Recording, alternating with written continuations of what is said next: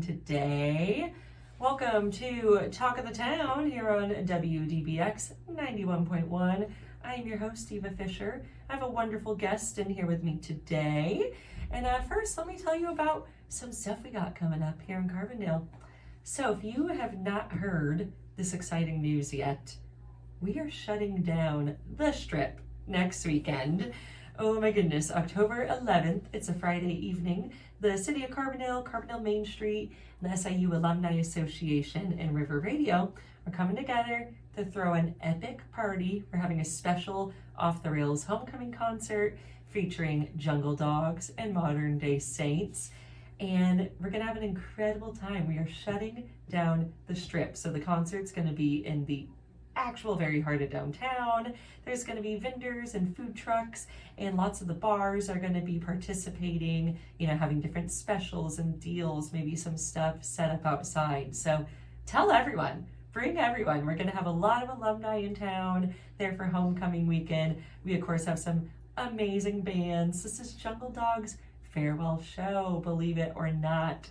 So do not miss this one. It's going to be the party of the year. We are just so thrilled to bring that kind of nostalgic throwback vibe of the good old days here in Carbondale, but show that we've got those good days going right now. It's going to be an incredible time, and it's about we are here in this new spooky month.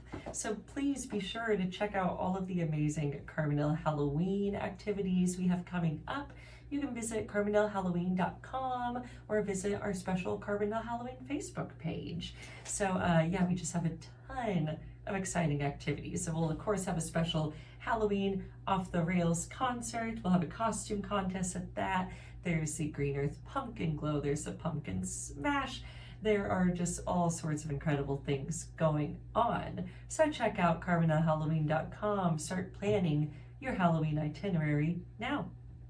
And then I wanted to put out the word out there that the City of Carbondale is hiring for several different positions. So if you visit our website, explorecarbondale.com, visit our City of Carbondale government Facebook page, there's a post pinned up to the top of it that has the different positions that we are hiring for. There's an administrative secretary, some part-time work helping with setting up and taking down events, all sorts of things. So please check that out. And if yourself or anyone you know is interested in working for the City of Carbondale, we've got all that info, a nice new streamlined application process. So check it out at explorecarbondale.com or at our City of Carbondale government Facebook page. All right, that's all I've got to tell you about just from my end.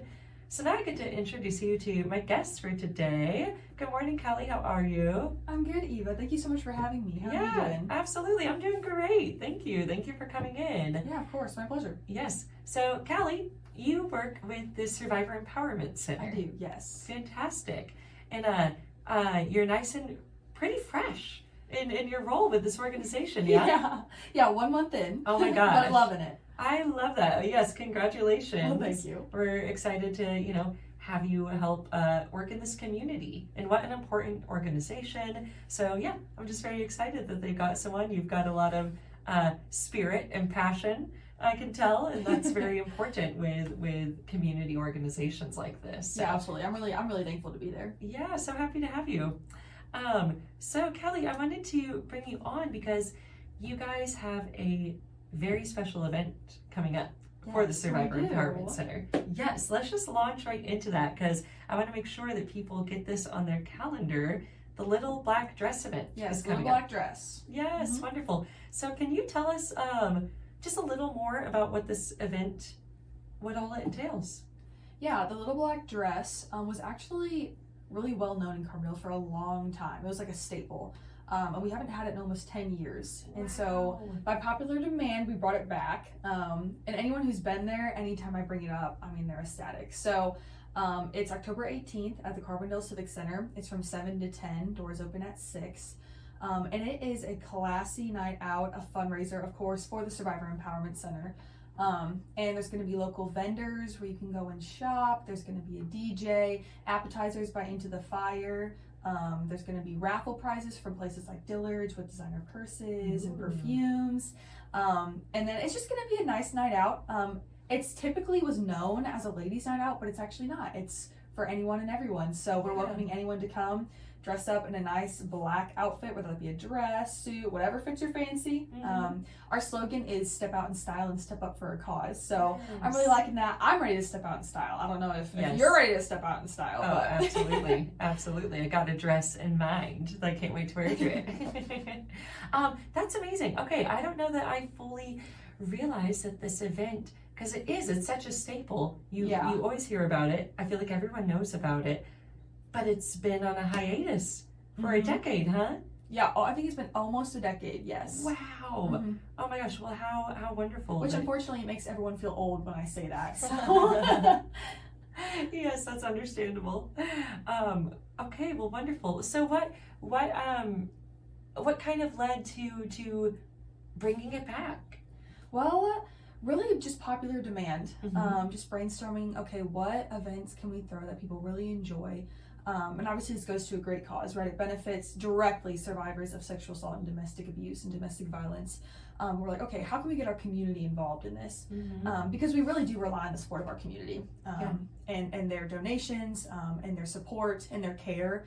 And so we wanted our community to be involved in what we're doing for our survivors. And so we were thinking, okay, how can we involve our community? We do Taste of Chocolate in the spring. We're like, okay, what can we do in the fall? And then the idea was brought up, okay, well, what about Little Black Dress? Because we always hear people talk about how they wish it was brought back. I hear people talking about their memories of it. And so it just seemed fitting to bring it back. Yeah, fantastic. Yeah, who doesn't love a good excuse to dress up? You know, it's fun. Yeah. It's so fun. And any opportunity that we can get to bring something of that caliber, like an event of that caliber around, I think that people really do just, get excited about that and then want that participation. And with it being for such a good cause. Yay, well, I'm thrilled for that Little Black Dress, October 18th. Assuming for people it's best to purchase tickets or you reservations ahead of time? Need to buy your tickets in advance. They're $50. You can go to empoweringsurvivors.org. Or you can go straight to our center and buy a ticket there. I recommend doing it online. But they're $50 and you do have to buy one in advance. And they are limited. I know some people wait till the last minute. I'm one of those girls. But I would get them sooner rather than later because there's only 200. So after they sell out, they're gone. Yeah, fantastic. I would think that, this would be the type of thing to sell out pretty quick. So get those tickets, folks, for Little Black Dress, October 18th. Are there any other sort of activities that happen at this sort of event? Are there any fun surprises planned? So I'm really excited about the door prize. So I don't know if I'm even allowed to enter, but if I could, I would. We're giving away as a door prize a Dillard's basket. So designer perfume, designer purse. We're really excited about that. And then I'm excited for that dance floor to be open. I'm a dancer, love it, love music. And so I was looking at pictures from, I think it was 2009. And I mean, every single person there was on the dance floor. And it just looked so fun. So that's what I'm most excited about. Dance floor will be open for about an hour. Other than that, I think it'll be really nice for people to go and see kind of just local businesses and local vendors. So we're going to have places like Big Muddy Peddler, which does homemade candles. And we're going to have a place called Fantasy Frogs. So just a few different vendors that may ring a bell that are local to Carbondale. And then Into the Fire is a caterer for SIU, actually. Great. And their appetizers are just absolutely delectable. So we're just really excited for people to come, experience those things. Obviously, we'll have things like a raffle. We're planning to do heads and tails, if you're familiar with that. Okay. So basically, people will buy a bead or two, just beads that go around your neck. Okay. And so each of that counts as one of your lives, basically. And so we'll have an item basically going to raffle it off kind of thing. And so then we'll flip a coin and you either have to put your hands on your heads like heads or on your back like tails. And so if you're right, you get to stay in. If you're wrong, you lose a bead. And once you're out of beads, you sit down. Okay. And so the winner gets the prize. So whether that be some sort of gift card, like we have SC2 Bessie, she's an esthetician, she's giving away some things. So whether it be that gift card, whether it be a wine basket from local wineries, we're going to give away a few of those. So people will buy in with those beads, and then we'll get to play a really fun game to win. So yeah, I love that. Yeah, that sounds like a blast. What a more fun, interactive type of raffle than just for like, sure. right, check your ticket stub. It makes you feel like, man, like I have a say in this, whether or not I win. Yeah, absolutely. Oh, how fun. So, Kelly, we mentioned that you are nice and fresh at the Survivor Empowerment Center. What exactly is your role that you've come into? So I'm in development and fundraising. So really community outreach, as well as managing all of our donors and fundraising events. So we have donors that have been donating for years. And so building a relationship with them, getting to know them, know their story. A lot of them have a personal experience with either domestic violence or sexual assault. So right now, meeting donors, trying to get to know them, build a relationship with them, as well as just networking in Carbondale, working with local businesses, getting to know them, seeing how we can be mutually beneficial to each other. And then managing donations to the shelter. So when people are donating things like clothes and furniture, diapers, backpacks, children's toys, all of these things, I manage all of those things as well. Amazing. And can you tell us a little more, I guess just kind of the broad scope of Survivor Empowerment Center and what all y'all are able to provide? Because, even just mentioning, all right, you get donations for toys, for furniture, for clothing. So if you could just kind of tell us some more about the capacity of how y'all are able to help. Yeah, absolutely. So our mission is to end domestic violence and sexual assault in Southern Illinois and to assist the survivors of those crimes and their non-offending significant others. And so that's done pretty comprehensively. Whether that be through counseling to the survivor or their family, helping with the legal system. So we have legal and medical advocates, because after an assault or a violent situation, there's just a lot that goes into it legally if they decide to take that route. Sure. And it can just be extremely overwhelming, and they can feel like they don't know what they're doing or know the process. And so our legal advocates come alongside them and help walk them through what it's going to look like for them to go through this process. So they can help them get orders of protection, which ensures their safety. They can, just go with them through the legal process, and the same with medical. So often after an assault, our advocates will get called and they will meet that person at the hospital. And sometimes that's the first person that they'd see would be their advocate. And so this is a person of comfort, a person who's there to say, like, I believe you, I'm here for you, and we're gonna get you through this. And that you are a survivor. Yep. And so they're the first person there to really offer them that support, to help, again, walk them through what's about to happen to them. If it's like a sexual assault, walking them through, okay, here are your options right now. Because we do want them to be able to make the choice, okay, do I want to file a report, right? Do I want to just go home? Do I want to get counseling? And so walking them through what their options are just does give them, it puts the power in their hands, right? They feel so violated. They feel like, they've been degraded. And so when someone gets to come in and say, hey, these are your options, like, what do you want to do? Yep. It really just puts the power in their hands, which is what we're all about, right? We empower our survivors. And then we have our domestic violence shelter. And so people can stay there it's around 2 months. So people will come and they'll flee a violent situation. So some people, I know everyone just thinks like, why don't they just leave? But it's just so much more complicated than that. And so people can be leaving a situation they've been in for years, for months, for days. It just depends. Oftentimes with children, a lot of times they really have nothing. Sometimes they'll come and say like, this was my chance to escape. I have really nothing. And we're able to take them in and basically just offer them comprehensive services. So they can stay there. They have a safe place to stay. They have a bed, there's a living room, a kitchen. And while they're there, we can offer them things like counseling and legal advocacy if they need things like orders of protection. We offer them childcare. We help their child get plugged into a school system. And then we help them search for jobs. And then a program that I think is really awesome, that I think is kind of unique to Survivor Empowerment Center, is our transitional housing program. And so it's not like we just take these people for 2 months and help them and then just be like, okay, sorry, your time's up. We want them to basically reestablish their lives and, like we say, empower them. And so after their time at the shelter, they can apply to be in our transitional housing. And basically how that goes is we have apartments that we're able to rent for a very cheap rent for them. So they're still able to have, they make a payment, but it's very doable for them as long as they have a job, but we still work with them regardless. So they're able to move into an apartment, we'll fully furnish it for them. So they're moved into an apartment that's fully furnished, and we can still help them in that process as they're living in this housing, trying to get a job if they don't already have one, taking care of their child, just learning to recover from such a violent situation. And so that's a way that we can kind of transition them into having their lives back. And so they can be in that program for up to 2 years. And so while they're there, we're pretty much comprehensively still helping them if they so desire that.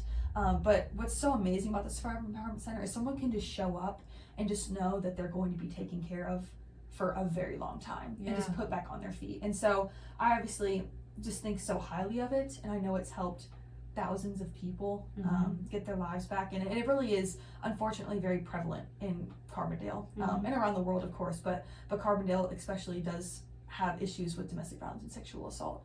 And so likely, this has affected someone you know, or you, statistically, you likely know someone, if not yourself.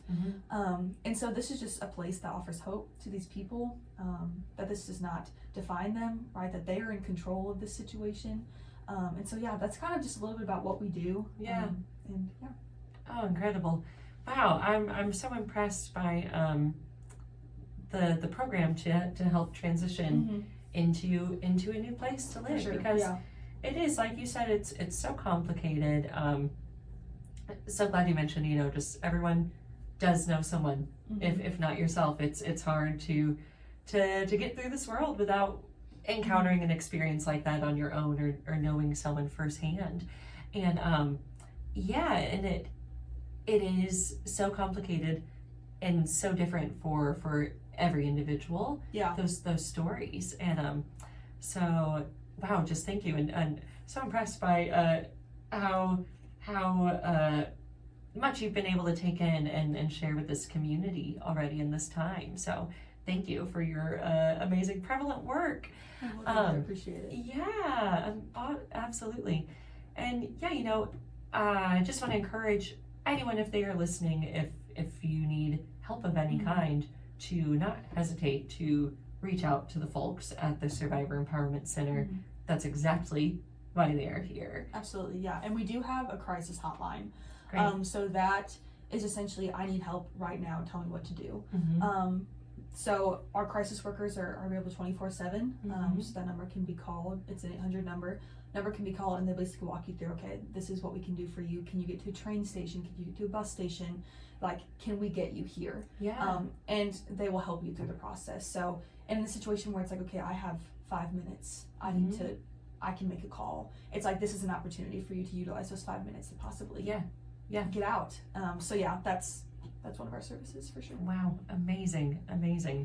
How many roughly people work for the Survivor Empowerment Center? I'd say roughly about 30. Okay, amazing. And the crisis hotline, how is that? Everyone that's involved? There's specific crisis hotline staff? So there's specific crisis hotline staff that are trained to do so.